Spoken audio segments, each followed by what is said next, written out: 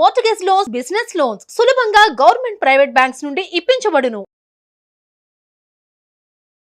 నమస్తే, welcome to Suman TV. నేను విష్ణు. ప్రస్తుతంతో పాటు digital media expert Lalit Kumar గారు ఉన్నారు. వారితో మాట్లాడి చైల్డ్ పోర్నోగ్రఫీ వెబ్సైట్స్ని అడ్డం పెట్టుకుని సైబర్ నేరగాళ్ళు ఎటువంటి దారుణాలకు పాల్పడుతున్నారు అనే అంశం గురించి వారి విశ్లేషణ ద్వారా తెలుసుకుందాం. సార్ నమస్తే. సార్ లలిత్ కుమార్ గారు. నమస్తే విష్ణు గారు. సార్ లలిత్ గారు, ఈ మధ్య కొన్ని ఫోన్ కాల్స్ వస్తున్నాయి. మీరు చైల్డ్ పోర్నోగ్రఫీ చూశారు, మీ మీద కేసు ఫైల్ అయింది, ఎఫ్ఐఆర్ ఫైల్ చేసాం, వెంటనే మా స్టేషన్కి వచ్చి ఇమీడియట్గా లొంగిపోవాలి, లేదంటే మేమే మీ సెల్ ఫోన్ సిగ్నల్ని ట్రాక్ చేసి మీ ఇంటికి వచ్చి అరెస్ట్ చేస్తాము. సో ఇది ఇప్పుడు జరుగుతున్న వైనం. అంటే కొంతమంది సైబర్ నేరగాళ్ళు కొంతమందిని ట్రాక్ చేసి మీరు ఈ చైల్డ్ పోర్నోగ్రఫీ వీడియోలు చూస్తున్నారు, మేము మిమ్మల్ని పట్టుకుంటున్నాము అంటూ కూడా కొన్ని ఫేక్ కాల్స్ చేసి జనాల్ని భయభ్రాంతులకు గురి చేస్తున్నారు. తద్వారా డబ్బులు గుంజే ప్రయత్నం కూడా చేస్తున్నారు పెద్ద మొత్తంలో. అసలు ఏం జరుగుతుంది? ఈ చైల్డ్ పోర్నోగ్రఫీ వెబ్సైట్స్ని అడ్డం పెట్టుకొని సైబర్ నేరగాలు ఎటువంటి ఆకృత్యాలకు పాల్పడుతున్నారు? ఇక్కడ విష్ణు గారు, దేశంలో మామూలుగా ఫైనాన్షియల్ క్రైమ్ చేస్తారు అనేది అది ఒకటైతే, ఇప్పుడు సైబర్ క్రైమ్ ద్వారా సుమారు కొన్ని వేల కోట్ల రూపాయలు కొల్లగొడతా ఉన్నారు. జస్ట్ ఆన్లైన్ ద్వారానే దాదాపుగా 1000 నుంచి 1500 కోట్లు ఆన్లైన్ ద్వారానే ఈ ట్రాన్సాక్షన్ జరుగుతుంది. ఈ కేటుగాళ్ళంతా ఈ 1000-1500 కోట్లు ఆన్లైన్ ద్వారానే చీట్ చేస్తూ ఉన్నారు. ఓకే. సహజంగా వాళ్ళ సైకాలజీ ఎలా ఉంటుందంటే, సైబర్ క్రైమ్ చేసేవాడిది ఇప్పుడు మీరు అన్నట్లు ఇప్పుడు చైల్డ్ పోర్నోగ్రఫీ అన్నారు. ఈ గ్రఫీ అంటే సహజంగా ప్రతి ఒక్కరూ ఇప్పుడు మొబైల్ ఫోన్ వాడతారు. మొబైల్ ఫోన్ వాడినప్పుడు ఏం చేస్తారంటే, ఒక 14 సంవత్సరాల నుంచి తదుపరి 60 సంవత్సరాల వరకు కూడా వాళ్ళ వ్యక్తిగతంగా వాళ్ళు ఒంటరిగా ఉన్నప్పుడు ఇంటర్నెట్ ఇప్పుడు చాలా ఈజీగా ఉంది, నెట్ బాగా దొరుకుతుంది కాబట్టి ప్రతి ఒక్కరూ ఏకాంతంగా కూర్చున్నప్పుడు సెక్స్ గురించి దాని గురించి చూడాలను, దాని గురించి వినాలను, అది ఏం జరుగుతుంది అనేసి ఇంటర్నెట్లో సెర్చ్ చేయడం చేస్తున్నారు. అవునవును. దాంట్లో మగవాళ్ళ ఆడవాళ్ళ అనేది కాదు, ఇక్కడ ఈ ఏజ్ సెక్టార్ వాళ్ళు ఏకాంతంగా రహస్యంగా చేస్తున్నారు. ఈ సెర్చ్ చేసినప్పుడు ఏమవుతుందంటే, సెక్స్ వీడియోస్ అని టైప్ చేస్తాం గూగుల్లో, చేస్తే కొన్ని లింక్స్ వస్తాయి. కొన్ని ఫారెన్ సంబంధించిన లిస్ట్, మన లోకల్ సంబంధించినవి, ఇట్లాంటి కొన్ని లింక్స్ వస్తాయి. ఇప్పుడు కొద్దిగా తగ్గాయి. గతంలో ఒక 5-10 సంవత్సరాల క్రితం చాలా సైట్స్ ఉండేటి, ఎక్కువ. ఇప్పుడు ఒక 6-7-10 సైట్లు. ఈ సైట్స్లో వీళ్ళు లింక్స్ క్లిక్ చేయడం వల్ల ఏమవుతుందంటే కొన్ని వీడియోస్ డిస్ప్లే అవుతాయి. ఈ డిస్ప్లే అయినప్పుడు ఏం చేస్తారంటే, వాళ్ళకి కావాల్సిన వీడియో ఇది కాదు, ఇంకో లింక్, ఇట్లా అన్ని లింకులు సెర్చ్ చేస్తారు. సెర్చ్ చేసేసి వదిలేస్తారు. ఇది సహజంగా ప్రతి ఒక్కరూ చేస్తారు, మనకు బయట చెప్పరు. కానీ ఈ ఏజ్ 14 years 15 years నుంచి 60-70 years వరకు కూడా మానవ సహజంగా వాళ్ళు ఏకాంతంగా ఉన్నప్పుడు ఏదో కొంత వాళ్ళు మన మనిషి యొక్క తత్వం ఏంటంటే, ఫుడ్, నెక్స్ట్ సెక్స్, ఎంటర్టైన్మెంట్, ఈ మూడిట్లో ప్రతి ఒక్కరు ఉంటారు. ఈ సైబర్ నేరగాళ్ళు ఏం చేస్తారంటే, అది సహజంగా అందరూ చూసేదే కాబట్టి వాళ్ళు ఒక ఏజ్ సెక్టార్ డేటాబేస్ను కలెక్ట్ చేస్తారు. ఏజ్ సెక్టార్ డేటాబేస్ని కలెక్ట్ చేసి ఏం చేస్తారంటే, ఫోన్ కాల్స్ చేస్తారు. ఫోన్ కాల్ చేసి ఏం చేస్తారంటే, మీరు చైల్డ్ పోర్నోగ్రఫీ చూశారు, నేను ఒక పోలీస్ స్టేషన్ సర్కిల్ ఇన్స్పెక్టర్ను మాట్లాడుతున్నాను,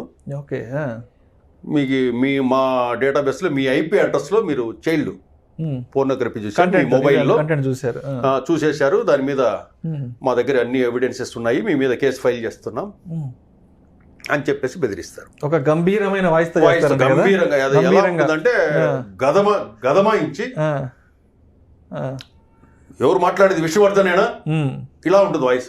ఏదో ఒక ఎస్పీ డిఎస్పీ విష్ణువర్ధనే మాట్లాడేది అంటే, అవును సార్ మీ పేరు కూడా చెప్తాడు. అవును సార్ అంట, మీ మీద కేసు ఫైల్ అయింది. ఎందుకు సార్ అంట, నువ్వు నెట్లో చిన్నపిల్లల సెక్స్ వీడియోలు చూస్తున్నావు మొబైల్లో అప్పుడు నీకు అనిపిస్తుంది, నేను మొబైల్లో ఎప్పుడో చూసినానే, ఒక వారం క్రితం ఏదో లింకులు ఓపెన్ చేసినా కొంపదీసి ఏమైనా కనుక్కున్నాడని చెప్పి మీకే డౌట్ వేస్తుంది. అమ్మ నేను చూసినట్టు దాంట్లో చైల్డ్ పోర్ను సంబంధించినవి ఉన్నాయా, పోలీసులు ట్రాక్ చేశారా అని మీరు భయపడతారు. కాళ్ళు చేతులు వణికిపోతాయి. భయపడిన తర్వాత ఏం చేస్తారంటే వెంటనే మీరు కట్ చేసేస్తారు భయపడి. రెగ్యులర్గా మీకు కాల్స్ వస్తుంటాయి, కాల్స్ లిఫ్ట్ చేయనప్పుడు ఏం చేస్తారంటే మెసేజ్లు పెడతారు. ఓకే, మెసేజ్లు పెట్టిన తర్వాత ఏం చేస్తారు, మీరు మీ ఫ్రెండ్తో ఎవరితో షేర్ చేసుకుంటారు, ఇది ప్రాబ్లం ఉంది, ఇట్లా కేసు ఏదో ఫైల్ ఏంటంటే నాకు కాల్ వస్తుంది అన్నప్పుడు మీ ఫ్రెండ్స్ కానీ ఇంకోరు కానీ ఏం చేస్తారంటే ముందు ఈ కేసు లేకుండా చేయాలంటే ఏం చేయాలో ఒకసారి కనుక్కుందామని చెప్పేసి, ఇది కేసు లేకుండా ఉంటే ఏం చేయాలి అని అడుగుతారు. వీళ్ళే దానికి పరిష్కారం అడిగినప్పుడు ఏం చేస్తారంటే అప్పుడు లేదండి మా సార్ మాట్లాడతారు అని చెప్పేసి ఇంకొక లైన్లోకి వస్తాడు. ఇంకో పెద్ద మనిషి లైన్లోకి వచ్చి ఏం చేస్తాడంటే మీకు ఇది సాల్వ్ చేయాలంటే చాలా స్ట్రిక్ట్ ఆఫీసర్ మా సారు, దీన్ని నేనైతే నువ్వు యువర్ యంగ్స్టర్ కాబట్టి భవిష్యత్తు ఉంది కాబట్టి నీకోసం నేను త్యాగం చేస్తూ నిన్ను సేవ్ చేస్తాను, మా ఆఫీసర్తో మాట్లాడతాను, ఈ అకౌంట్ నంబర్కు నువ్వు ₹1,00,000 పంపించేసి కేసు మాఫీ చేస్తాను అని చెప్పి అదొక పద్ధతి.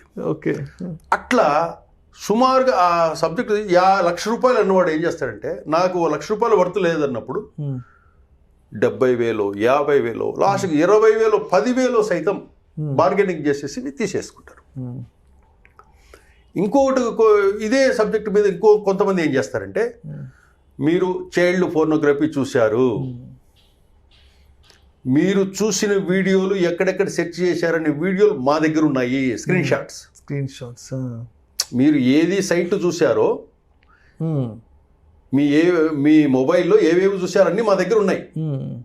నీ నంబర్ పేరు మీద నువ్వు మొబైల్లో ఏం చూసావో వీడియో రికార్డింగ్ ఎవిడెన్సెస్ ఉన్నాయి మా దగ్గర, సెల్ ఫోన్ రికార్డింగ్ మా దగ్గర ఉంది. మీరు ఇది చేసుకుంటే సెటిల్ చేసుకోండి, లేదంటే మీ కాంటాక్ట్ లిస్ట్ ఎవరైతే ఉందో వాళ్ళందరికీ ఈ వీడియో సెండ్ చేస్తామంటారు. అంటే తెలిసిన వాళ్ళకి, ఇంట్లో వాళ్ళకి, బంధువులకి, స్నేహితులకి, అంటే మనం రెగ్యులర్ గా వాడే కాంటాక్ట్ నెంబర్స్ ఏవైతే ఉంటే వాళ్ళందరికీ చేస్తామని చెప్తారు. ఓకే, చెప్పినప్పుడు ఏం చేస్తారు, దానికి సొల్యూషన్ కావాలంటే డబ్బులు ఇవ్వాలి. అంటే డబ్బులు వెయ్యము అంటే ఇలా వెయ్యమంటే బెదిరిస్తారు.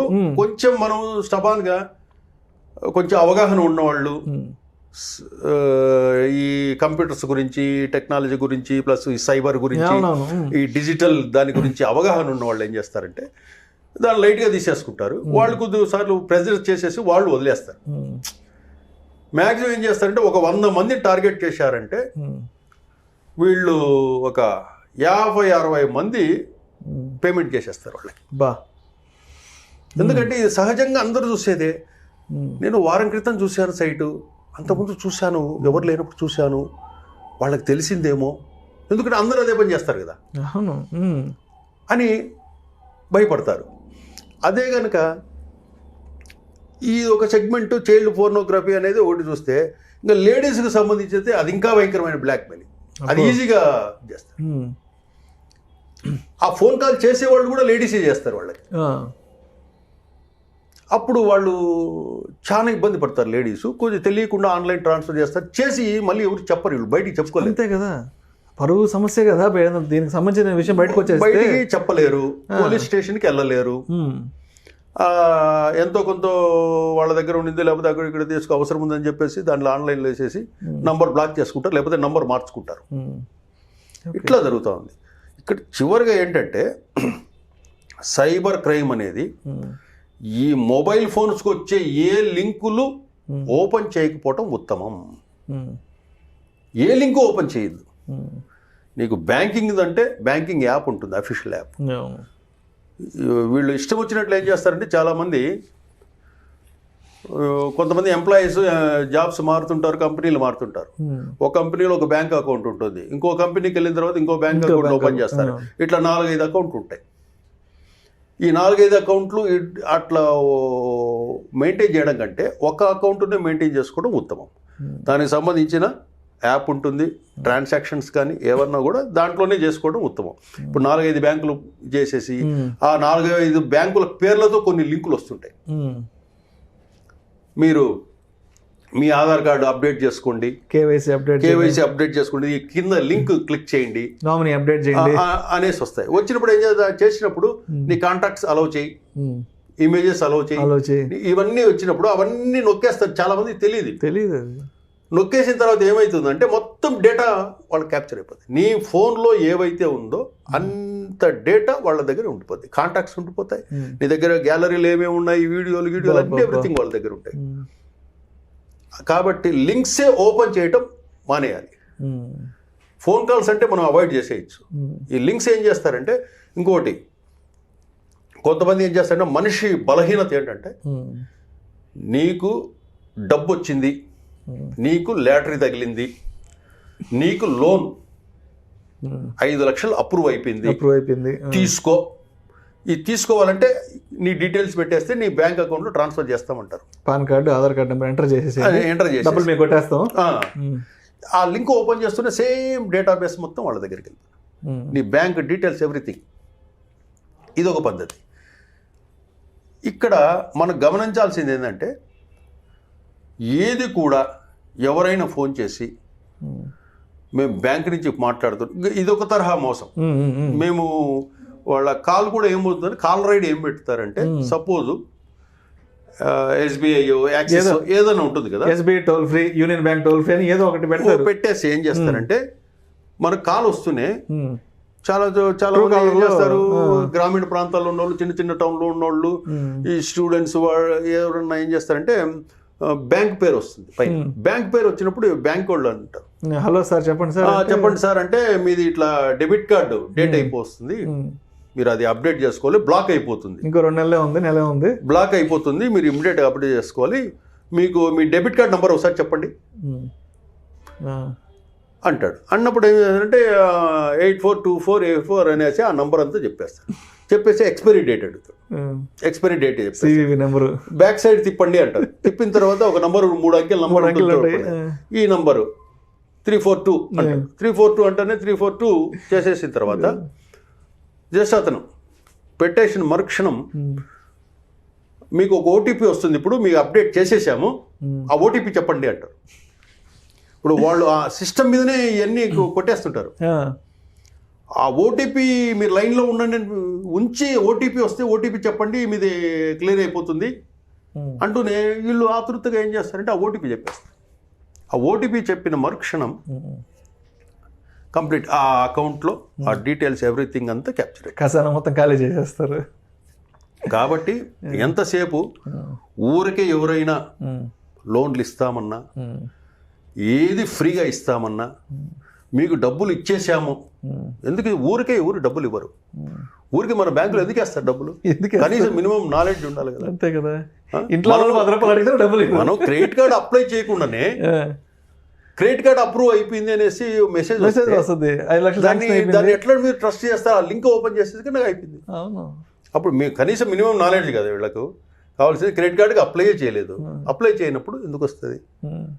ఇమ్మీడియట్గా ఏదైనా కూడా అట్లా మెసేజ్లు వచ్చినప్పుడు కానీ, మెయిల్స్ వచ్చినప్పుడు కానీ కన్సర్న్ బ్యాంక్ మేనేజర్ ఫోన్ చేయాలా, ఆ స్క్రీన్ షాట్ తీసి పంపించవచ్చు. సార్ ఇట్లా మెసేజ్ వచ్చింది, ఇది బ్యాంక్ ఇదేనా అని వాళ్ళు అకౌంట్ నెంబర్ చెక్ చేసి ఇది ఫేక్ అండి అని చెప్పేస్తారు. అట్లా ఫస్ట్ చేయాల్సింది ఏంటంటే లింక్ ఓపెన్ చేయకూడదు. మీకు వచ్చే మెసేజ్లు ఏవి డబ్బులు ఏదైనా వస్తుందన్నా ప్రైజ్ గిఫ్ట్లు ఊరికే రావు, అది మనసులో పెట్టుకోవాలి. నాకెందుకు వస్తుంది ఊరికే? ప్రీ అప్రూవ్డ్ కార్డ్ అంటాడు credit card. Pre approved card ఎందుకు ఇస్తాడు నీకు? అసలు మన పర్మిషన్ లేకుండా మనకు అప్రూవ్ చేసి మనకి ఇవ్వడం ఏంది? అసలు నీకు ఏదన్నా కావాలంటే కన్సర్న్ బ్యాంక్ దగ్గర నీకు వెబ్సైట్ ఉంటుంది, అఫీషియల్ వెబ్సైట్. నీకు ఏది ఉన్నా కూడా ఆ వెబ్సైట్ లేదా ఆన్లైన్ ట్రాన్సాక్షన్ సంబంధించి నీకు ఐడి ఉంటుంది, ఏది ఉన్నా కూడా దాంట్లో చేసుకోవచ్చు. కాబట్టి ఈ ఆన్లైన్ అనే దాని మీద వచ్చే ఫోన్ కాల్స్ మీద మనము దాన్ని చాలా లైట్ తీసుకుని అవాయిడ్ చేసేసాను. ఇంకొంతమంది ఏం చేస్తారంటే ఢిల్లీ నుంచి ఫోన్ చేస్తారు, ఢిల్లీ నుంచి ఫోన్ చేసి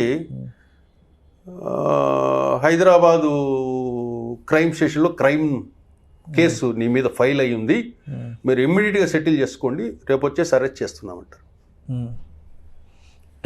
అసలు అది మీరే ఆలోచించగలరు, ఎక్కడ కేసు ఉంది, ఏం చేశాను, నేనేమన్నా చేశానా, లేకపోతే నా పేరుతో ఉన్నవాడు ఏమన్నా చేశారా అని మీరు కన్ఫ్యూజ్ అయిపోయిన తర్వాత మేము 2-3 సార్లు మిమ్మల్ని 2-3 వ్యక్తులు లైన్లోకి వచ్చి ఇబ్బంది పెట్టారు. ఇబ్బంది పెట్టినప్పుడు ఏమవుతారంటే ఆ కేసు లేకుండా నేను ఏం చేయాలి అనే స్థాయికి తీసుకొస్తారు మిమ్మల్ని. తీసుకొచ్చిన తర్వాత సెటిల్మెంట్కు బ్యాంక్ అకౌంట్ పంపించి డబ్బులు వేయించుకుంటారు. అట్లా కొన్ని వేల కోట్లు ఈ సైబర్ నేరస్తులు కొల్లగొడుతున్నారు. దానికి కఠినమైన చట్టాలు లేవు. దొరుకుతారు, జైలుకి వెళ్తారు, బెయిల్ మీద వచ్చేస్తారు. దీంతో కొన్ని నార్త్ సైడ్ కానివ్వండి, ఈస్ట్ సైడ్ కానివ్వండి, ఇలా ఇదే పని, ఇది ఒక ప్రొఫెషన్.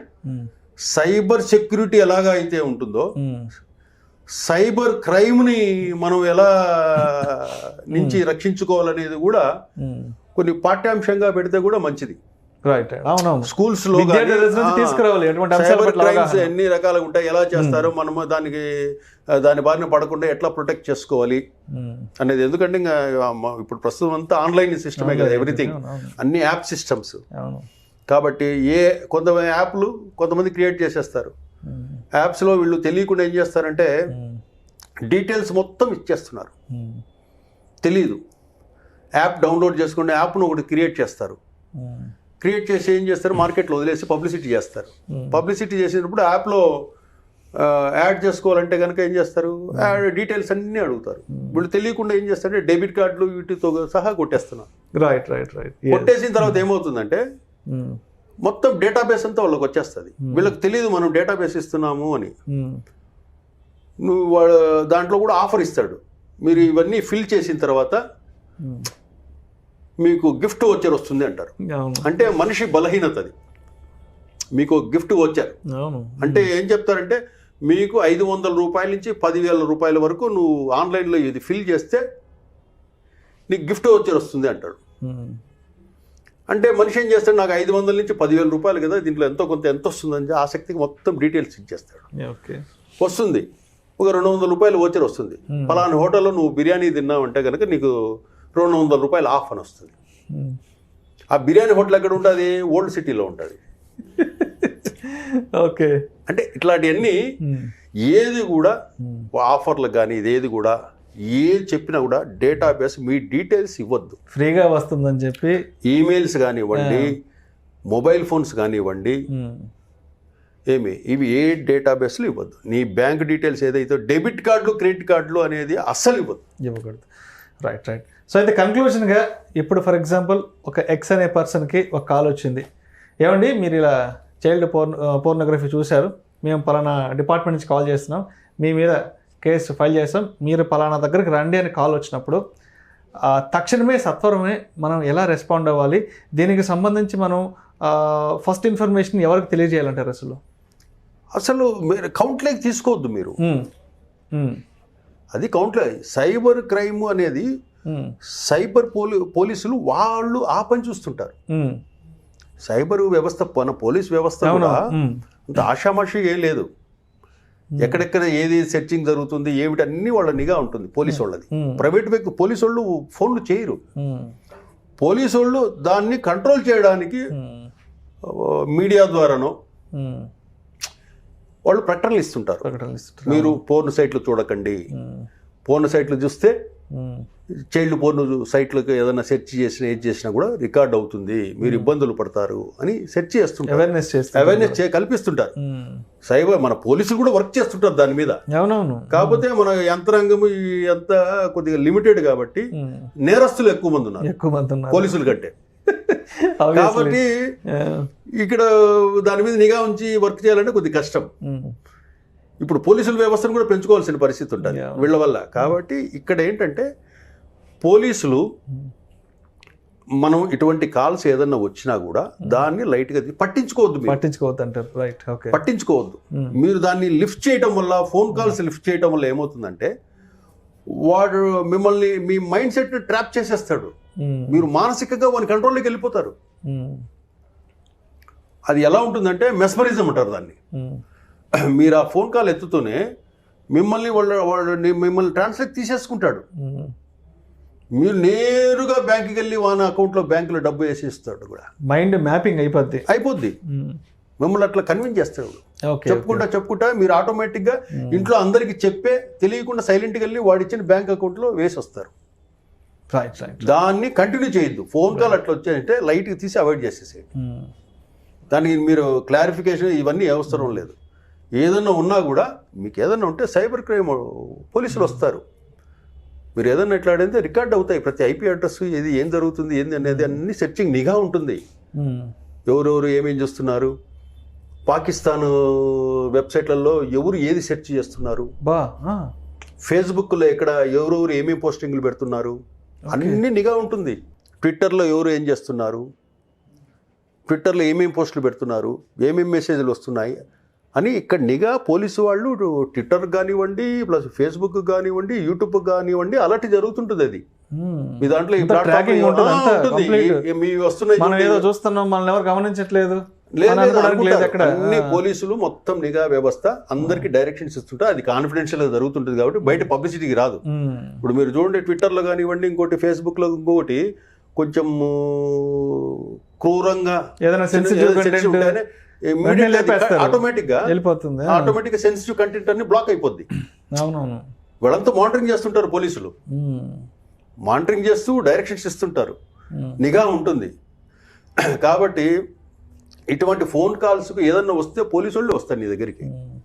నీకేం ఫోన్ చేసి రారు పోలీసు వాళ్ళు. నీ దగ్గరికి ఫోన్లు చేసి నువ్వు ఎక్కడ ఉన్నావు అని రారు. పలానా ఐపీ అడ్రస్ ఉంది, పలానా ఎవరు, డీటెయిల్స్ అన్నీ తెలుస్తాయి. అట్లా చూస్తున్నారంటే అందుకు అవి చూడొద్దు అని చెప్తారు పోలీసు. మీరు అవి చూడడం వల్ల నేరానికి గురవుతారు, శిక్ష పడుతుంది కాబట్టి అని మీడియా ద్వారా అవేర్నెస్ కల్పిస్తూ ఉంటారు. Okay, thank you sir. Thank you so much Lalit Kumar గారు. ఈ చైల్డ్ పోర్నోగ్రఫీ వెబ్సైట్స్ని అర్థం పెట్టుకుని సైబర్ నేరగాలు ఎటువంటి ఆకృత్యాలకు పాల్పడుతున్నారు, మరి అటువంటి ఆకృత్యాల నుంచి మనం సేఫ్ జోన్లో ఏ విధంగా ఉండాలి అంశం గురించి చాలా చక్కగా మీ విశ్లేషణ తెలియజేస్తే thank you so much sir.